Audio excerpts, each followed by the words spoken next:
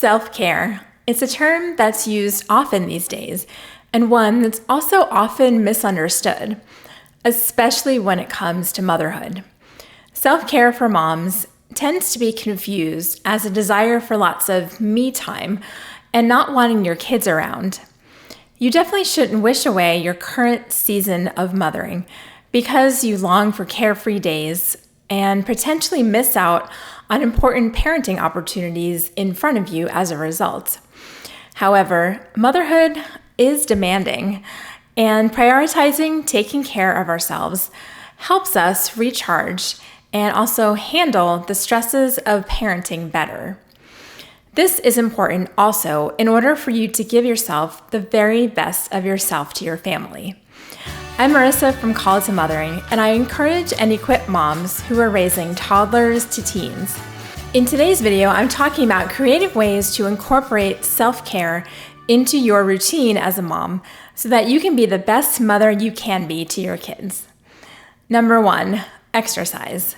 Okay, I know, you're exhausted. The last thing you want to do is exercise. But honestly, the release that comes with a good physical workout is surprisingly refreshing.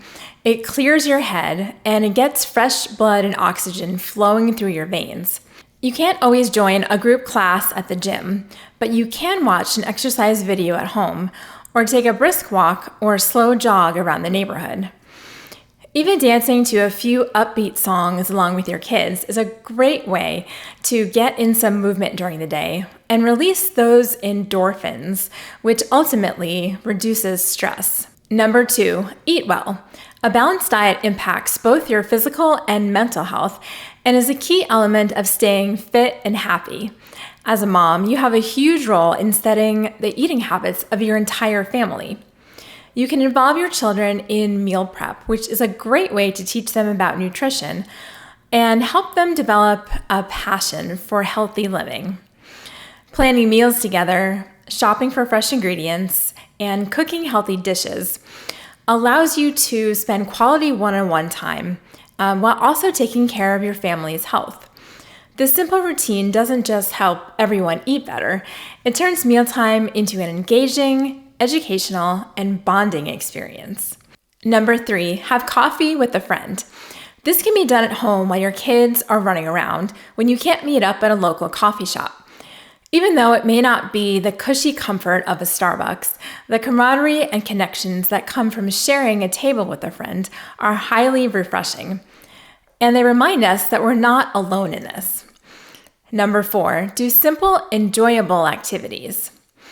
I found that there are a few things that truly feed my soul, that are necessary for my sanity. To hold back from these activities actually creates stress for me. And we all have these things. For me, it's creative things like writing. For you, it might be reading, gardening, painting, or sewing. All in balance, of course, but just a few minutes of pouring your heart into an activity you enjoy is freeing and rejuvenating. Number 5, have a playdate. Get your rowdy kids together with other moms and their rowdy kids. Take them to the park or let them just wreak havoc in their bedrooms. Let them work on their social skills while you connect with other grown-ups. And you might just be pleasantly surprised how well your children interact with the other kids. Number 6, go on a date with your husband. I used to really struggle with this one before my kids were old enough to stay home by themselves. Being so far away from family, we always had to pay for a sitter.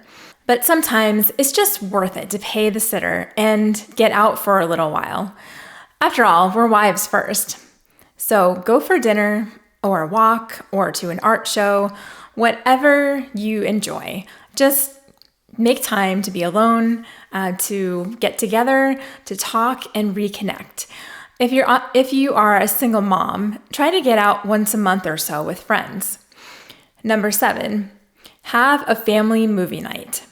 One of my favorite memories with my kids when they were little were the nights that we got into our pajamas early and ate way too much popcorn while we snuggled together on the couch watching a movie. We laughed, and just cozying up with them and relaxing together with them softened my tired heart and refueled my compassion for them. Number 8, call mom. Sometimes you just need your mom. When you're feeling really down and just need reminders that you can do this parenting thing, your mom can be a great source of encouragement and support. If your mom isn't around or you don't have a close relationship with her, there may be another older woman in your life who you can confide in, who's just a little bit further along on her motherhood journey. And she can be that person who gives you advice, who you talk to about the struggles that you're having, and that can be an incredible source of self-care as well. Number 9, go window shopping. Granted, this one is most refreshing when done alone or with a girlfriend or two. But even with my kids along, window shopping was kind of refreshing because I was using my imagination and I was doing something that I enjoyed. If you choose to do this with kids in tow, I recommend making sure everyone has had adequate naps and been fed beforehand, and even then packing some snacks to take along with you. And lastly, carve out alone time. This habit, often overlooked, is vital for mental health and emotional well-being.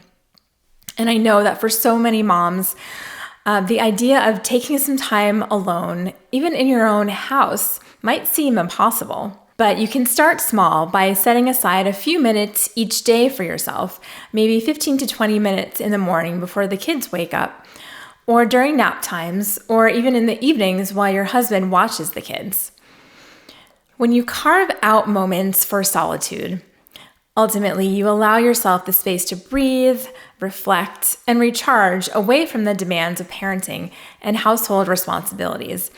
And that can be so important to feeding your soul, to nourishing yourself, and taking good care of yourself as a mom. So whether it's something as simple as an at-home aerobics session, an uninterrupted hour of watching a TV show, scheduling a playdate with friends, or setting aside an hour each week dedicated to a hobby you enjoy, make sure that you incorporate plenty of moments to care for yourself, just as you would for others, and create the boundaries needed to enforce it. Thank you so much for watching, and remember, you are not just a mom.